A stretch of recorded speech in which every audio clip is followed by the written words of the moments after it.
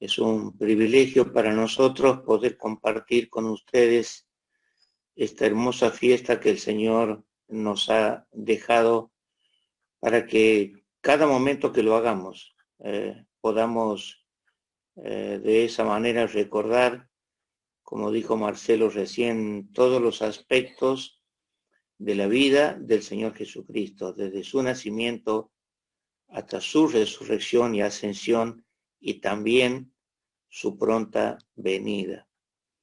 Estamos muy próximos a recordar en manera mundana, digamos, en términos humanos, en fechas mundanas, el nacimiento de nuestro Señor Jesucristo. Y generalmente solemos hacer énfasis en la pobreza en la que Él nació y en el desprecio que sufrieron sus padres cuando Él estaba por abrir los ojos en este mundo. Pero quisiera llevarles en esta mañana, con la ayuda del Señor, a uno de los misterios más grandes que podemos encontrar en ese nacimiento. Esa criatura que estaba en brazos de María y que era amamantado por ella, esa criatura era Dios y era hombre. Y no estoy diciendo nada nuevo, no estoy diciendo nada que no lo sepamos, pero sí quiero hacer énfasis en este sentido, ya que en el transcurso del tiempo y mientras analizamos la vida del Señor Jesucristo en los evangelios, contemplamos esta maravillosa unión, esta maravillosa comunión entre Dios y el hombre. No vamos a hablar en esta hora de ese principio teológico tan discutido y tan mencionado que es la kenosis, es decir, el despojamiento de la divinidad del Señor Jesucristo para tomar forma de hombre. ¿Y por qué no quiero hacer mención de esto? Porque no quiero que nuestra mente se divida en cuanto a la personalidad del Señor Jesucristo.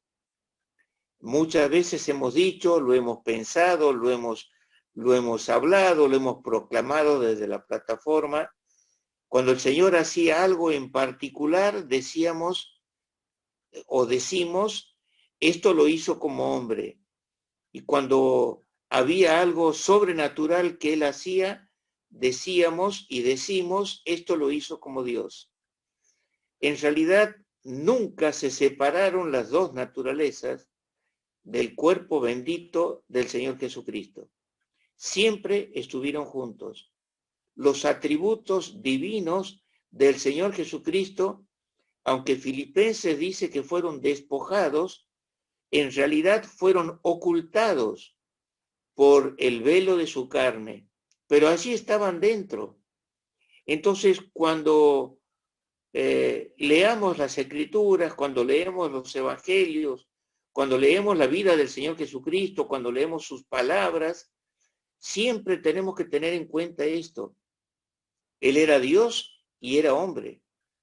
Y en ningún momento se despoja de una de las cosas para hacer otra, ni se despoja de la otra para hacer la primera, sino que Él permaneció en humildad, escondiendo lo que Él era. Ustedes deben recordar seguramente el hecho del monte de la transfiguración. Y fue el único momento que recuerdan los discípulos Pedro, Jacobo y Juan, que la naturaleza divina traspasó el velo de su carne y se manifestó tal como Él era. Pero eso fue una manifestación de lo que Él era, pero Él era eso que ellos habían visto en el monte de la transfiguración. Ninguno de los atributos que el Señor tenía quedaron en el cielo. Todos fueron traídos junto con Él a formar parte de la naturaleza humana, y entretejidas estas dos naturalezas caminaba por este mundo. Se ha dicho muchas veces y no sin razón que el Señor Jesucristo era 100% hombre y 100% Dios, y esto es una gran verdad. Pero ser 100% hombre y ser 100% Dios significa que estaba absolutamente lleno de la plenitud de Dios. Era Dios mismo caminando sobre la tierra, pero oculto, repito, detrás o dentro del velo de su carne. Ahora, hay pasajes que si nosotros lo leemos, como en el caso que vamos a ver esta mañana, muy conocido, lo leemos a la luz de esta verdad, nos vamos a dar cuenta que nos ilumina la mente, nos abre el entendimiento y el corazón. Y cuando nos encontramos ante esta realidad, sentimos verdaderamente que la presencia de Dios se manifiesta y se manifestaba en todo momento mientras Él estaba sobre la tierra. Si ustedes me permiten, vamos a abrir nuestras Biblias en Juan capítulo 13, en el versículo 1. Juan capítulo 13, versículo 1. Y quisiera que leamos este pasaje tan conocido, pero lo leamos con lo que hemos introducido en esta mañana como tema de nuestra meditación. Dice así la palabra de Dios en Lucas capítulo 13, versículo 1. Juan, perdón, capítulo 13, versículo 1. Antes de la fiesta de la Pascua, sabiendo Jesús que su hora había llegado para que pasase de este mundo al Padre, como había amado a los suyos que estaban en el mundo, los amó hasta el fin. Y cuando cenaban, como el diablo ya había puesto en el corazón de Judas Iscariote, hijo de Simón, que le entregase, sabiendo Jesús que el Padre le había dado todas las cosas en las manos y que había salido de Dios y a Dios iba, se levantó de la cena, se quitó su manto y tomando una toalla se la ciñó. Luego puso agua en un lebrillo y comenzó a lavar los pies de los discípulos y a enjugarlos con la toalla con la que estaba ceñido. Entonces vino a Simón Pedro y Pedro le dijo: Señor, ¿no me lavas los pies?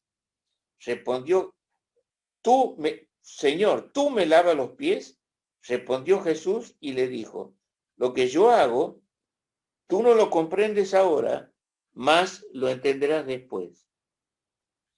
Yo quisiera, de entre todos los atributos del Señor en esta mañana, destacar la eternidad del Señor. Cuando ellos estaban en lo que se llama la última cena, aunque en realidad me parece que lo más correcto sería llamarla la primera cena, porque es la primera cena del Señor, es la última Pascua, pero es la primera cena del Señor. Cuando Él estaba compartiendo con los discípulos estos momentos que eran tan importantes para Él era eterno. Él tenía eternidad en sí mismo. Él conocía todo lo que había pasado en el mundo desde el momento de la creación hasta lo que va a suceder al final de los tiempos, cuando haya cielos nuevos y tierra nueva. Y Él por un momento comprime esa eternidad, la pone a disposición del tiempo, y Él comienza a hacer algo que va a dejarles a los discípulos una tremenda lección. Repito, Él va a mostrar su eternidad. ¿Y en qué lo vamos a notar? Dice, antes de la fiesta de la Pascua, la eternidad de su silencio, antes de la fiesta de la Pascua. ¿Qué podía haber escrito Juan antes de que el Señor fuera crucificado? Antes de que el Señor fuera entregado, antes de que el Señor fuera azotado, antes de que el Señor fuera escarnecido, burlado, menospreciado. Sin embargo, él tenía claramente en su mente y en su corazón todo lo que iba a pasar con su vida. Sin embargo, él está celebrando la Pascua. Él podía haber aprovechado ese momento para dejar su último discurso antes de despedirse de los discípulos. Sin embargo, él aprovecha ese tiempo en su silencio eterno para celebrar la Pascua y no decirle a los discípulos que esa Pascua que estaban celebrando era una fiesta instituida para indicar y señalar al Cordero de Dios que quita el pecado del mundo, que era él mismo. Él podía haber dicho, dejemos esto de lado y vamos directamente a lo que verdaderamente interesa. Vamos a anunciarles al mundo entero que yo voy a entregar mi vida para salvar al mundo entero. Sin embargo, él estaba celebrando la Pascua. Estaba celebrando como cualquier judío mortal de la tierra.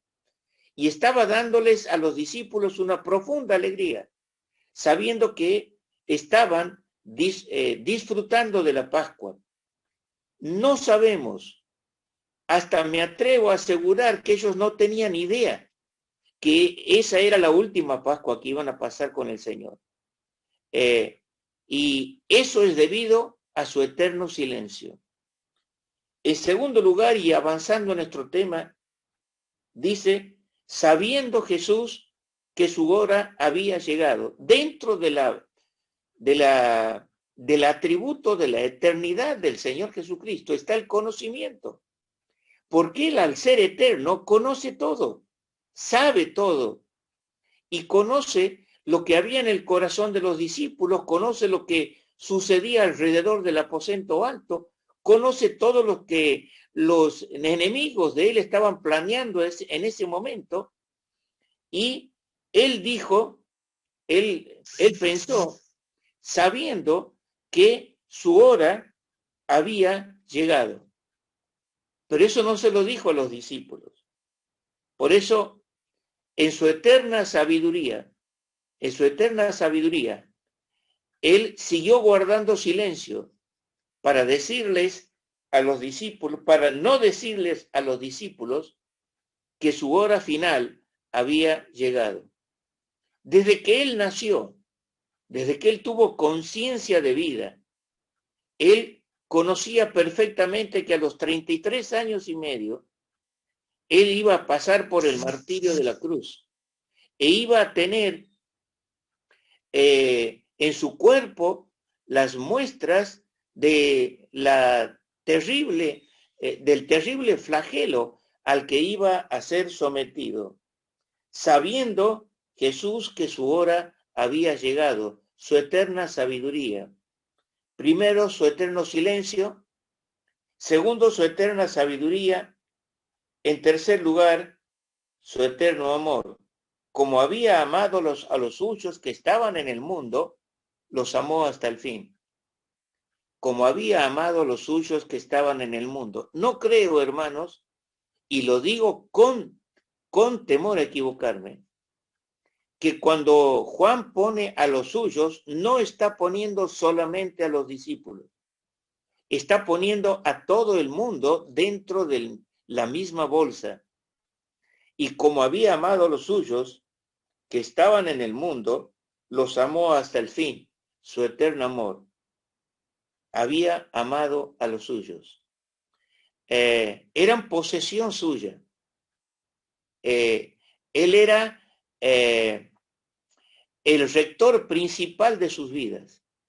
Conocía perfectamente a cada uno de ellos.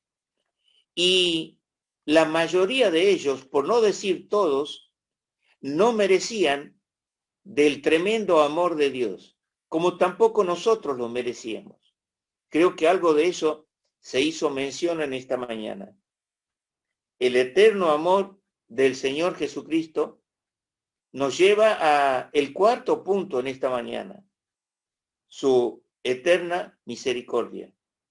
Los amó hasta el fin. ¿Por qué hablo de misericordia al hablar del fin? Este tema del fin ha traído motivos de controversia entre los estudiantes de la Biblia, a ver a qué fin se estaba refiriendo el Señor. Si estaba hablando del fin de su vida, si estaba hablando del fin de su permanencia en la tierra, o si estaba hablando del fin de todas las cosas. Yo quiero pensar, estimado hermano, sin pretender influir con eso, que cuando él dijo los amó hasta el fin, era hasta el fin de todas las cosas. Ahora, no eran merecedores de semejante amor. Allí estaba Tomás, estaba Judas, estaba Pedro, y de cada uno de los discípulos podemos mencionar cosas que lo hacían inmerecedores del amor del Señor. Sin embargo, él dice, los amó hasta el fin. Y así sucede con nosotros. Nos ama y nos amará, nos amó, nos ama y nos amará hasta el fin de todas las cosas. Su eterna fe, sabiendo Jesús que el Padre le había dado todas las cosas en las manos. Esto le va a parecer un poco extraño, como me pareció extraño a mí. ¿Sabe de qué está hablando aquí Juan? Está hablando de la fe del Señor, su eterna fe. Él tenía fe en su Padre. Él tenía fe de que si él cumpliera o cumpliese las ordenanzas y los mandamientos y las indicaciones de su Padre para hacer lo que estaba previsto hacer, él habría de darle todas las cosas en las manos, pero para eso tenía que tener fe. Él estaba en el mundo, estaba vestidos con el ropaje humano, pero su manera de relacionarse con el Padre era a través de la fe. Por eso es que él se apartaba mucho tiempo a orar, porque la fe le era le era impedido relacionarse con su Padre mientras estaba en el ajetreo de todos los días. Su fe era verdaderamente inconmensurable. Su fe en el Padre que le había prometido todas las cosas, sabía que esto iba a suceder. Ahora, hasta este momento, todo lo que hemos dicho sobre el Señor Jesucristo permanece en el anonimato de los discípulos. Todo esto sucedió en su mente. Sabía, conocía, presagiaba, se preparaba para algo verdaderamente extraordinario que él iba a hacer, pero tremendamente doloroso. Pero todo esto estaba dentro de la mente del Señor. Todo esto que nosotros leemos como si fuera algo conocido, en realidad los discípulos no lo sabían. Todos estos sabiendo eran solamente sabiendos del Señor, no de los discípulos. En sexto lugar, su eterna humildad. Puso agua en un lebrillo, se levantó de la cena, versículo 4, se quitó su manto, tomando una toalla se la ciñó. Luego puso agua en un lebrillo y comenzó a lavar los pies de los discípulos y a enjugarlos con la toalla con que estaba ceñido. Recién ahí se va a revelar lo que el Señor estaba teniendo en su mente. Recién en ese momento se va a revelar que el Señor quería dejarle su última lección, pero no una lección a voz en cuello, no una lección con palabras, sino con hechos. como todo lo anterior, él sabía, él quería dejarles este legado, él quería dejarles este testamento. Él quería decirles, si yo, vuestro Señor y Maestro, hago esto, ustedes también lo tienen que hacer. Y eso verdaderamente le impulsaba a celebrar la Pascua, poder enseñarles que se sometan los unos para con los otros. ¿Por qué? Porque él sabía que él iba a desaparecer del escenario terrenal y se podría provocar entre ellos un enfrentamiento doloroso en busca de ocupar su lugar. Entonces él dijo, es necesario, es menester que yo lave los pies de los discípulos para que se den cuenta cómo se debe actuar como un verdadero cristiano. Pero por último, cuando Pedro le dice, tú no me lavarás los pies jamás, vemos su eterna paciencia. Lo que tú no lo comprendes ahora, lo entenderás después. Lo que tú no comprendes ahora, lo entenderás después. Este versículo ha sido usado muchísimas veces como una promesa para aquellos que pasan pruebas difíciles y que no están entendiendo lo que está sucediendo con su vida. Y le decimos, confía en el Señor, lo que tú no estás comprendiendo ahora, lo vas a comprender después. Hermanos, eso es tergiversar de alguna manera la Escritura. Porque lo que le estaba diciendo a Pedro, le estaba diciendo a Pedro. Y le estaba diciendo por esa cosa que él estaba haciendo. Tú no comprendes por qué te lavo los pies, tú lo vas a entender después. No se está refiriendo a todas las cosas que iban a suceder con Pedro y que él luego lo iba a comprender. No, estaba diciendo, esto que estoy haciendo, no lo comprendes ahora, lo vas a entender después. ¿A qué se estaba refiriendo? A su muerte en la cruz, a su sepultura, a su resurrección, a su ascensión a la gloria, a la conformación de la iglesia, y ver por qué el Señor les estaba diciendo, esta debe ser su forma de vida. Estimados hermanos, lamento haber superado el tiempo que había previsto para esta mañana, pero quiero decirles con todo mi corazón, con toda mi alma en esta hora, que comprendamos, si no lo hemos hecho ahora, todo lo que pasaba por la mente y el corazón del Señor Jesucristo en esa última Pascua y en esa primera cena, para que nosotros al participar de los símbolos podamos hacer memoria de Él. Que el Señor les bendiga.